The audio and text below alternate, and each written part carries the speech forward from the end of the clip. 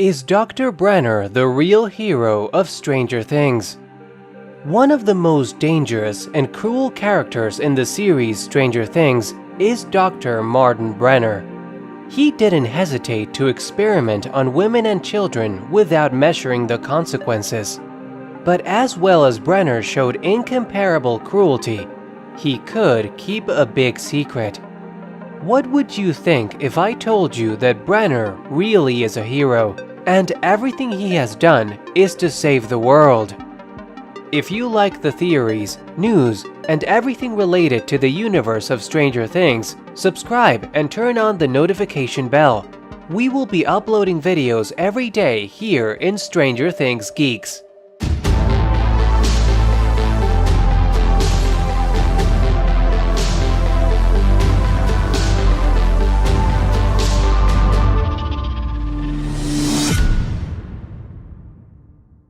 The story of Dr. Brenner is obscure and full of mysteries.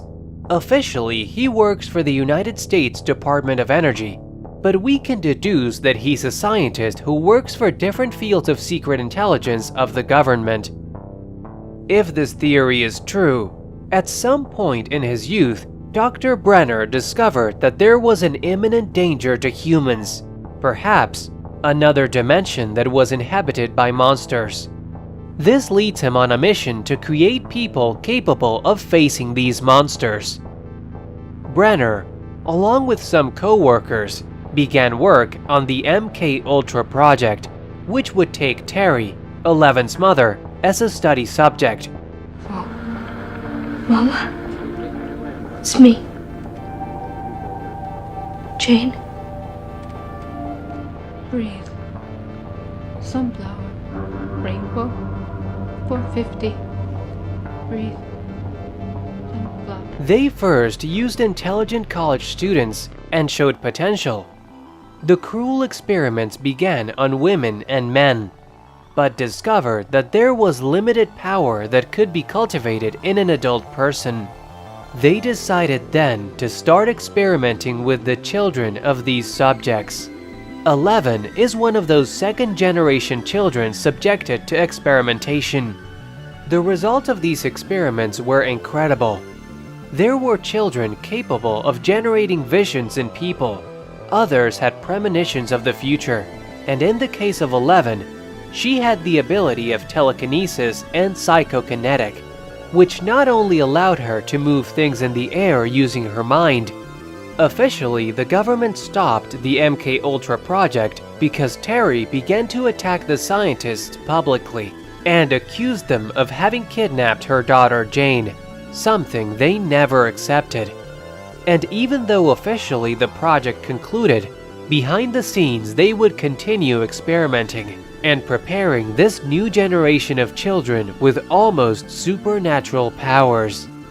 Brenner saw 11 as the perfect subject to develop these abilities. For that reason, he never gave her back to her mother. If this theory is true, this would be the reason why Brenner was so cruel with 11, because he wanted her to use her powers to the maximum level, and that she could see the threat that was coming to the world. He began to put 11 in a sensory deprivation tank, where he could manipulate her emotions and the waves of her brain, allowing him to increase 11's mental power. During one of the sessions, while 11 was spying on a politician of an enemy country, she began to perceive a Demogorgon. This made a mental bridge between 11 and the creatures of the Upside Down. Now these creatures knew the existence of our planet and decided to invade it. It's here where Will disappears, and Brenner tries to hide him because Brenner believes he can stop the invasion. If the theory that Brenner already knew that there was a threat is correct, it means that he saw the invasion as something inevitable, and he needed to somehow stop it at any cost, even if this meant experimenting in a very cruel way with people. The dimensional bridge is created in Hawkins, but 11 escapes. This means that Brenner tried to strike the first blow in this new dimensional war. but his strongest soldier ended up escaping. This is why the scientists during the first season look for 11 so desperately, because they know what is coming, and they need her to be ready to face this threat. The bridge to the Upside Down was getting bigger, and the threat reached the point that one of these creatures began to attack humans.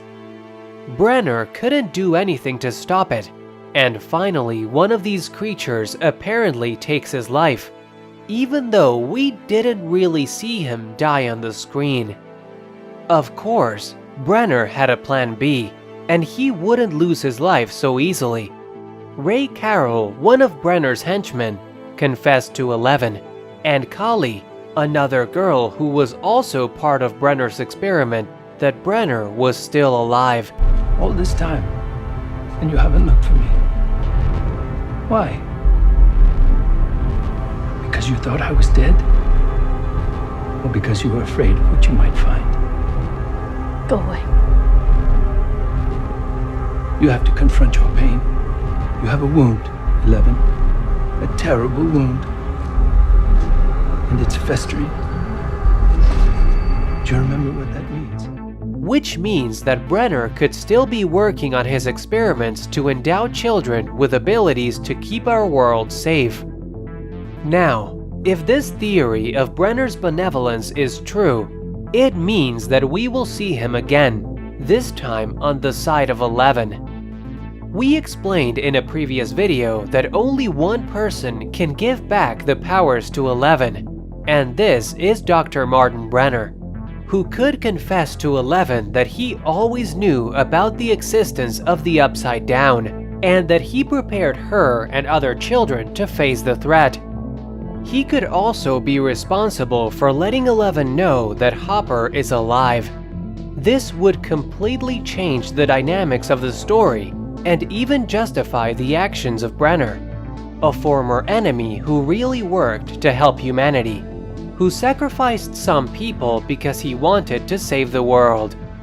If this theory is true, Brenner has created the most powerful defense weapon in the world, which has already defeated the Demogorgon several times and could be the key to the destruction of the Mind Flayer forever. And this is 11. If this was a correct theory and Brenner is really fighting to prevent the Mind Flayer invasion, would we now consider him a hero? What would you do in his situation? If you found out that our planet will be invaded, and the only solution is to experiment with humans, create super soldiers, and thus prevent the invasion, would you do it?